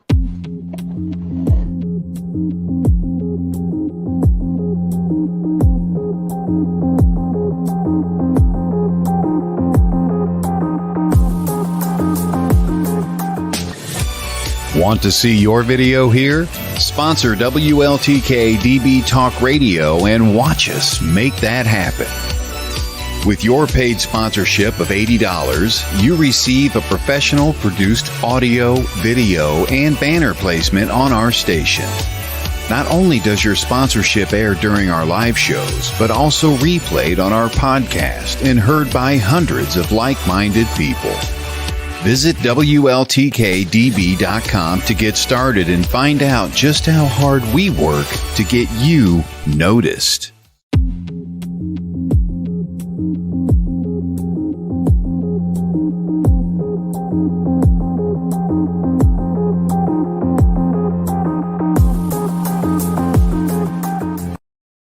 All right, welcome back, everyone, to Soul and Synergy Radio on WLTK-DB Talk Radio. We have our friend Matt here with us to help us out answering questions in the latter half of the show. But there is one question for Matt that I have as he's searching for something around him. I'm trying to figure out where the black cat is rubbing against my leg because it tickles and she keeps playing with my leg underneath the chair. So We're hoping it's a cat. Yeah, right? we're hoping it's a cat. Yes. well, yeah, it's a cat. I Okay, can physically all right. see it, so we're good. But one question before we start answering some viewer questions. So I know for myself it's a little bit different, but for you, knowing that you have the ability to give message to people and help people and all of that, do you find yourself having to kind of cut off the emotions that may come up with like bad messages for yourself? So you're just giving just the facts, ma'am, kind of a thing, and not feeling the emotions that they may be feeling about maybe something negative or something coming through. I mean, do you have to kind of just be that person telling them what's going on without feeling it in the moment too? So like I said before, I'm German and Irish, and everybody thinks that German and Irish people are just the stubborn, most pig-headed people in the world, and we're not. I mean, we have emotions, but my emotion filter doesn't hit me until usually after the conversation is ended, because I concentrate on what needs to be said and what needs to be talked about, and then from there, after everything is said and done, and I can go and declog my brain of everything that I just witnessed and saw, I can usually put that into a raw emotion and just kind of dump it wherever I need to dump it. But there are times where I do readings and it is so personal and it is so close. I guess it has to be close to what I've experienced in my past. If that usually happens, I censor the emotions a little bit differently. I will not ever tell somebody I don't cry, because I do. There's times I walked away from a reading and I physically I go into a bathroom or someplace private and I break. And it's usually only a 5-7 minute break, but it's still a break where I have to sit there and you got to dump and wash your whole system off and just kind of shed everything that was negative that we just talked about. Yep. Because in my mind, anything that you keep on you and you do another reading with somebody, it's exactly the same thing as doing Reiki. When you're doing Reiki or quantum touch with people, and you're physically sitting there touching them, and you're doing Reiki, but your transition between body and person is very real. I read things. I mean, honestly, I said I can sit here and tell you I've read things about you when I worked on your head, your back, your shoulders. It's very personable, but the connection I get and the info I get stays between client and person. Sure. I mean, unless we're sitting and talking about it openly in an open conversation amongst friends and you bring it up, then I might put some stuff in there. Otherwise, it's not me, it's you. It's not about me anymore, it's you. So I mean, if you're going to release those kind of thoughts and feelings on yourself, then that's great. But I don't do that. So I take a lot of my stuff, I take it in the back room, and I dump it. But to sit there and tell people I don't cry would be that's a lie, and it's a joke. Because if you can't show emotions in some way, shape, or form, or have at least some kind of a connectivity to the people that you're reading, there's something wrong. Yeah. Because you're not reading the true people. You're putting boundaries up and great big barricades and sitting there going, I only want the information that I want to have, not the whole story. I just want a part of the story. No, I want the whole story. I want you to tell me what's going on with you. I want you to tell me what's truly bothering you. And it might not be significant to you, but it might be significant to me. Because it's something that you're holding in that's going to challenge me to do the reading. And I never really sat and considered myself a reader. I always considered myself a healer. And there, everybody said there's no difference. Well, sort of.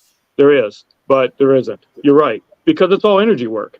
Right. But what you do in a session, I don't do on purpose. I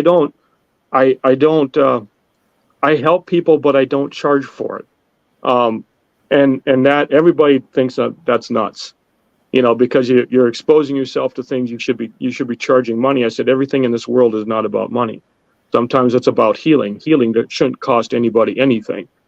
And when I do Reiki and I do stuff at shows and I do personal touch at Renaissance festivals, that's pretty much the only place I've been doing it. Is I don't have an office space in my house.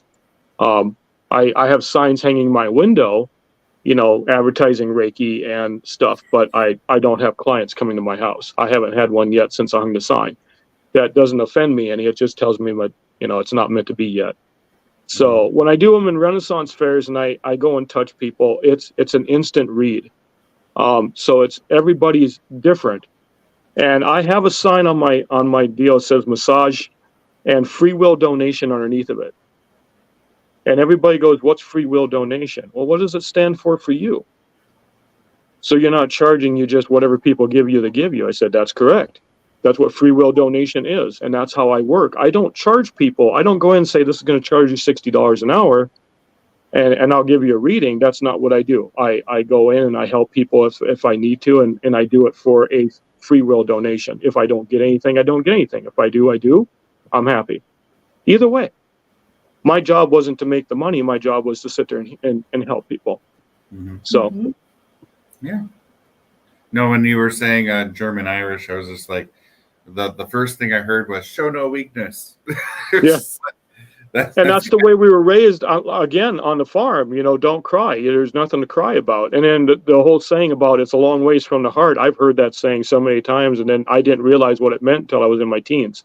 It's just all of a sudden one day I'm looking down at my finger and going, you're right, it's a long ways from the heart. I took the knuckle and the joint out of my index and my thumb in a turkey butchering accident a long time ago. But I have no knuckle in my thumb, but I can still grab, I can still hold, I can still grab things. It doesn't affect me. It's it's all tendons and muscle after that. But I was told that I would never bend my finger again, and I was told I would never bend my thumb. Well, I can bend my thumb, and I can bend my finger. Yeah. So, and I almost made the doctor pass out because I went in and my finger was actually in a locked position. And when he took the splint off, he said, just get used to keeping an eye on it in the wintertime, because if it starts turning blue, you gotta get it warm, because it's never turn blue. Mm-hmm. But it's the simple fact that I can feel weather. Yeah, right. So, but it's just, and it's the same thing about touching, is this hand is actually more sensitive than the one that doesn't have the injury. And just because I think I had the injury, I think that's what opened up that channel a little bit more, because everybody considers it a handicap, and I don't consider it a handicap. I can still grab a glass. I can still hold it. I can still, it didn't change me. It just altered me a little bit. Yeah, you can't be a hand model now. No, that's okay. I'm fine with that. All right. We have a couple questions. We have Tina Leach, just seeing if anybody has a message for Tina. Why don't we give that off to Matt? Just what do you get from the name Tina Leach as far as a message she needs to receive?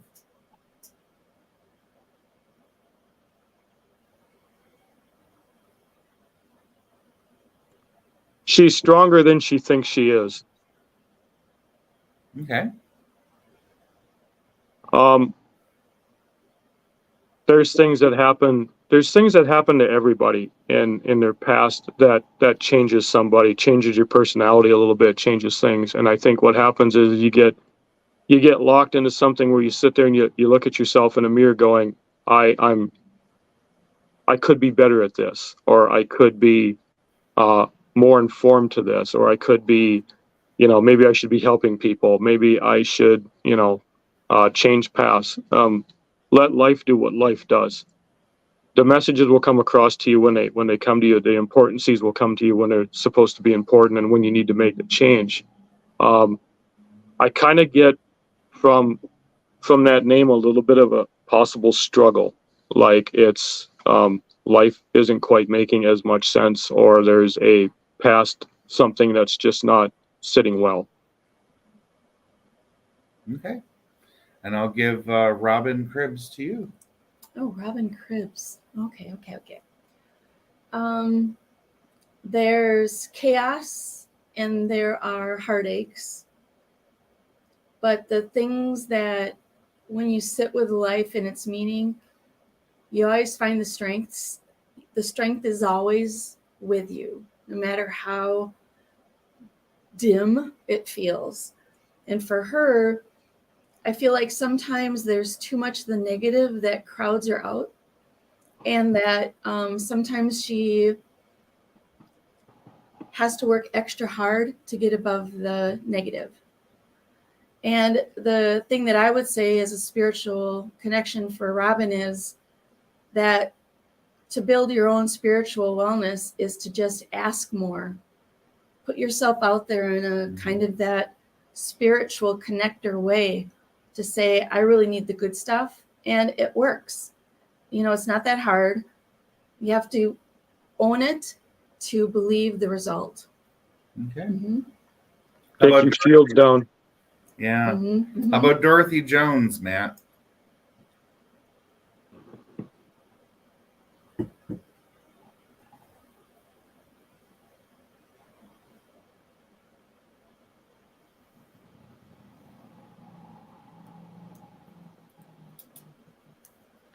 Something significant in the future is going to change. Okay.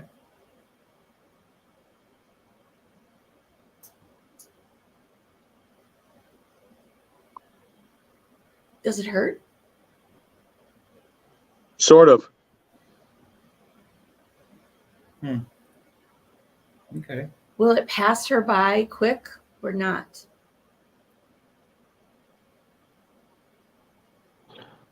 Some parts yes, some parts no. Okay. All right. Well, I will take Lisa Moore Siverling. Yay. I will actually do one. Okay. Because I was getting this one and trying to figure out, well, who's it for? So for Lisa, and whether this makes sense now or not, I don't know. It's just something I was thinking about when I saw the any messages for me. Something about a car is going to be very important to you.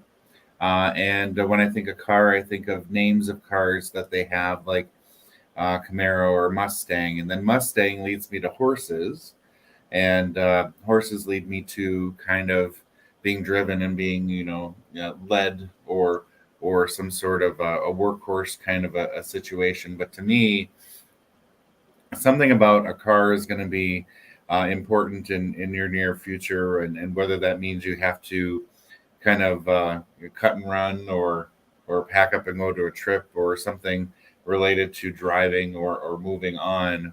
I get something about a car that's going to be important to you coming soon. Courage. Might be courage. Courage. So that's what I get there. And the cat cameo was very much appreciated. You're welcome. The best things about cats is that when they want love, they're all over you. But as soon as they don't, they're like, "Don't touch me." Yeah. You know, I'm out of here. I'm out of here. So that really kind of matches my needs. Mhm, You know. Mhm. Oh, and we do have Courtney in the audience. I was missing out on her. She's normally a regular in the audience for the show, and she was missing in action here today. We have Vivian saying hello. Oh, Vivian would like any thoughts to be shared with her. I'll give that to you. Oh, Vivian. Immediately, I get the connection to family who has passed. Like the grandma sign is very soothing for Vivian. They come to grab your attention. They want you to focus on what's important. Live as you see, but own the things that you're scared of. Mm-hmm. And when you can accompany all the fears and the things that you're scared of, you realize it's not fearful at all. And the grandma sign is a protective sign for Vivian. Mm-hmm. Okay. I think one of the things that's important to note is that you can receive messages from spirit, from their spirit, when they're still alive. Mm-hmm. You can get messages from someone who their spirit is trying to tell them something, but they're just not listening, or they're just not able to connect in a way to their authentic self, that their spirit reaches out to people to say, "Hey, tell me that I need to do this," or tell me that I need to do that. And that it doesn't necessarily mean that someone has to be expired to deliver a message. Exactly. Because their spirit can reach out to someone to say, someone just please tell me what to do. And the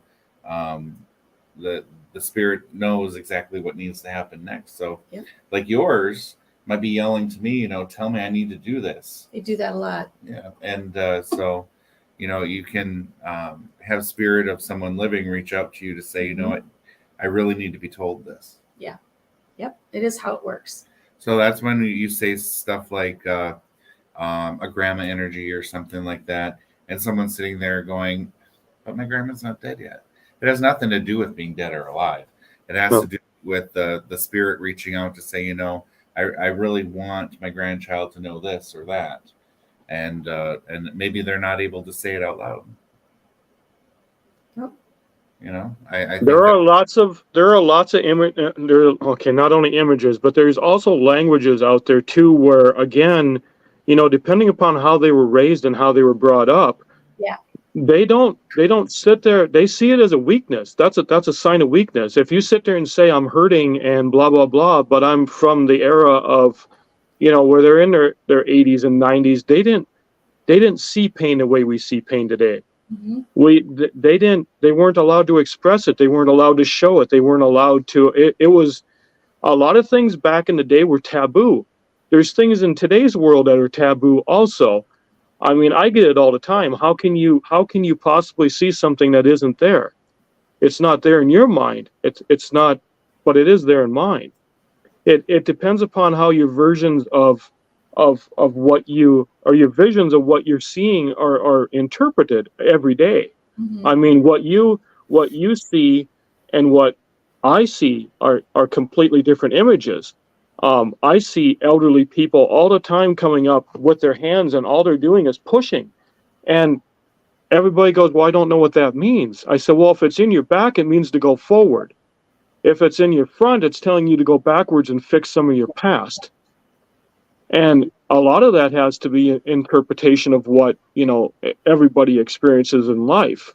Somebody's past is, some people's pasts are really messed up. Some people's pasts are tragic. I mean, death was everywhere. I was in 13 funerals in 10 years. I mean, that's how fast things happened when I was growing up. And I mean, it was, it got to the point where I went to the funeral, and it's like it didn't even feel like it was a loss or an ending, because it always continued for me, because it wasn't an ending, it wasn't a stop, it was a transition. You went from living life to a spiritual life to a guider. Everybody has guides. There's nobody on the world that doesn't have a guide. Whether it's alive or dead is the question. Because even when you're past people, your grandmothers, your grandfathers, your aunts and uncles, your brothers, your sisters, whoever you've lost, are always going to be the same supportive team member they were when they were alive. Mhm. But then you get the question of, well, what if they were abusive? What if they hit me all the time? Okay, well, there's that. I can't change that. That's a situation where you could have changed, or something should have been changed, or something should have been talked about. Why is this happening? Just because you're in a past life doesn't mean that continues. To some people it does, because that's the only image they have. So a lot of it is having to do with changing your image. A lot of people say they can never see the spiritual realm. They can't talk to their people. If you're dreaming and you see somebody in that dream, you are open communication. So you can sit there and ask questions. If they start nodding yes or no, or if they start, acknowledging in some way, shape, or form, then they're hearing you. But a lot of people sit there and go, I only see my grandmother. She only comes and visits once in a while. I have a personal friend that her grandmother comes and visits her when something big is going to change. So, she calls me up once in a while, and she'll sit there and say, my grandmother came and visited me, but she didn't say anything. She just stood there, and all she did was smile. And I'm like, okay. So she was happy. Something you did made her happy, so she smiled. Mm-hmm. And they're like, that's your interpretation. I said, that's my interpretation. But a lot of my interpretation has to do with actually bumping into people and touching people and things like that. For me to walk down the street and read people on a whim and a prayer of just to pass by, I don't do it that well. But their ancestors are the ones I see that are following them, going and waving at me or sitting there talking to me. But it's a visual effect of actually seeing that person. Mm-hmm. So for me to sit here and say that I can read people, on a radio, as somebody that I can't see, not even their name. I mean, it's simply the fact that my powers aren't in that field. My powers are in the field where I personally touch, or I'm next to you, and your ancestors come up and swarm around me and sit there and go, we need to change this. This needs to change. Something's wrong. This isn't right. There's dangers in the future. That's the stuff I work with best. Now, I do read people once in a while, but I have to actually switch my gears in my head and sit there and think of a different version of that.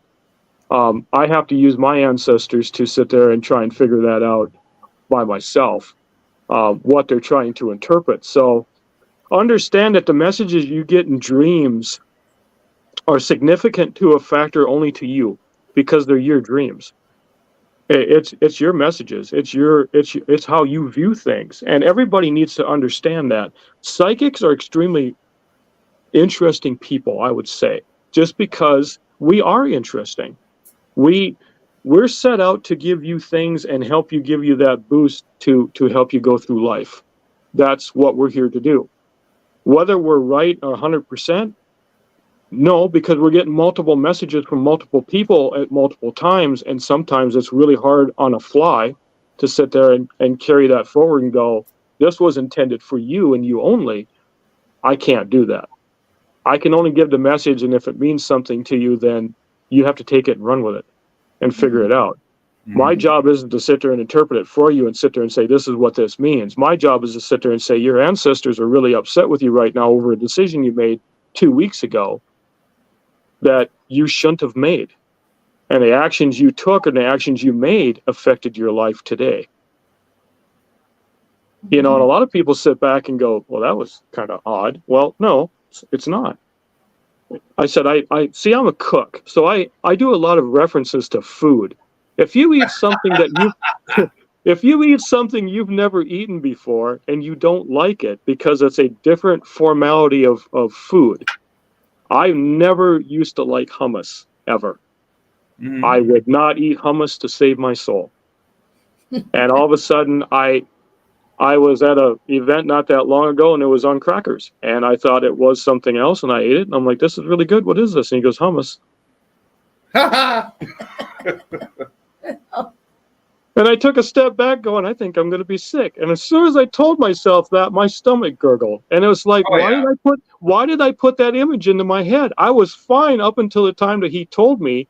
And I was fine up until I told my brain, I just ate hummus. The one thing I told myself I wasn't going to eat. So your limitabilities of what you see in your dreams are limited only by your own expectations, how your own mind works. And a lot of people don't realize that if you sit there and tell yourself, I can't do this, then you can't do that.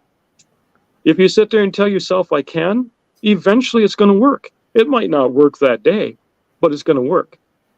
Your dream interpretations, what you dream in every day, is all about you. It's all about the messages for you. It's not messages for anybody else. Your brother's not going to come give you a message and tell your sister.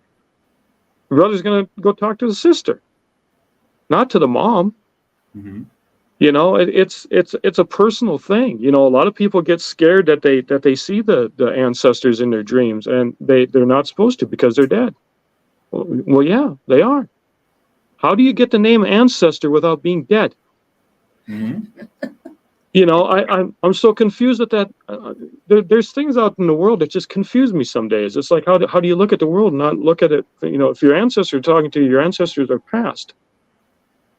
It's not a present. Otherwise, it would be whoever it is, aunt, uncle, grandmother, grandfather. Right. You know, so it's all your interpretation of things. My PowerPoint has always been touch.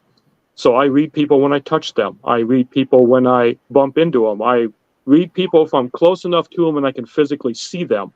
I'm a visual person, I guess, more to say than I am a actual. I don't go out and just call somebody on the phone and say, I see this. This is what I see. You know, I don't know if I could do that. But you're limited by what you know. I'm limited by I have to physically touch it or see it to be around it in order to see it, type thing. So it's kind of, everybody's different in that world. That's the difference between multiple people who can read. But it's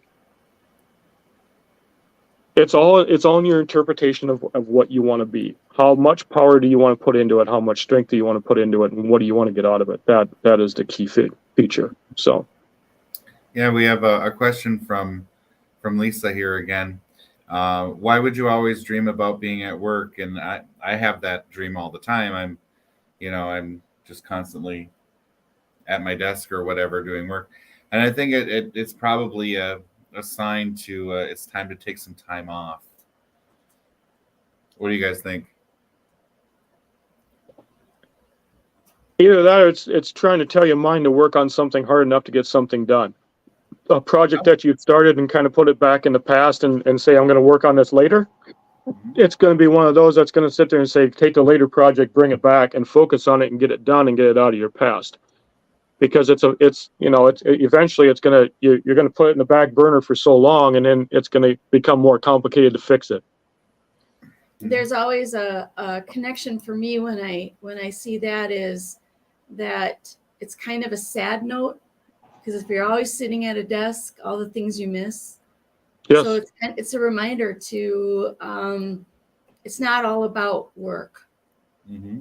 You know, sure, some people need to have that income. Absolutely true. But if you want to enjoy everything that life has to offer, you have to get out of that cubicle. Mm-hmm. Okay. And Lisa, thanks for the additional information, Lisa. She works at a funeral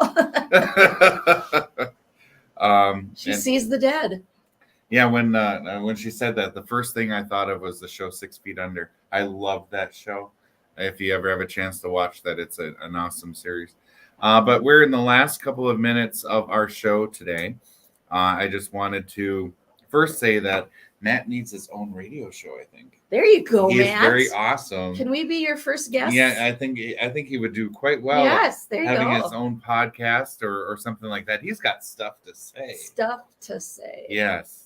And I think it will. He's not even cracking a smile. No, he's. I am. I just my beard hides majority of my smile. I'm just sitting here thinking I don't have a studio. I don't even have anything set up. We have a laptop and a good backdrop, and that's all we need. So yeah. But yeah, I can really see you kind of doing that kind of thing. And Robin in the audience says she'll vote for that. Lee Warner says yes, and Tina says yes, you do. So you do have some fan base growing already. So I think he should have an avenue to speak his mind. There you go. I think this would be a really great thing Platform. a good platform for him to do that with. But before we end the show, I'm going to do a shameless plug for myself. If you haven't already gone out to the website and I have published my first tarot deck. I talked about it, I believe, last time. But I even got a kind of a tattoo thing in recognition of my orchestra tarot. So if you want to take a look at where I'm at with that, you can go to orchestratarot.com and take a look at the new deck and the new exploits with that. I'm going to be running a Kickstarter campaign on it to really kind of get it up and out there and try to, I don't know, take over the world. There you go. But if you kind of take a moment and do a shameless plug there. Do you have any shameless plugs to do, Matt? Are you going to be anywhere soon doing healings or out and about in the world? My next show is scheduled for Sleepy Hollow, Iowa. Okay. Wow. That's going to be. I'll be there with friends Adam and Cherie and setting up. I'll help them, and Cherie's going to be helping move her daughter. So I'm going to go with Adam. We're going to go as a team. We did it the year before, and then that's how the whole thing started. About we had the same beard, same beads, and everybody thought I was Adam, and they came in and talked to me, and I didn't even know who they were, and I'm like, you're looking for that guy over there. So yeah, he's husband number 2. Yeah, I'm H2. So yeah, it's an interesting thing, but yeah, that's my only show I've got. I really don't have anything set up. I don't have a shop. I like I said, my house is basically where I'm trying to get started. But like I said, I don't get the traffic here. I mean I get traffic, but I mean not the right kind. It's just nobody really stops and knocks on the door. But anyway, no, it'll take off eventually. Like I said, I'm going to be doing that move to the cities, eventually. And then once I get down there, maybe I'll start looking at trying to expand some things or even come and work with you guys a little bit and see what we can set up and try and get going. So it's been in my mind to do it. My priorities are set in trying to get moved and settled first, and then get with the new job and go from there. So. All right. Well, thank you so much for joining us. It's been wonderful.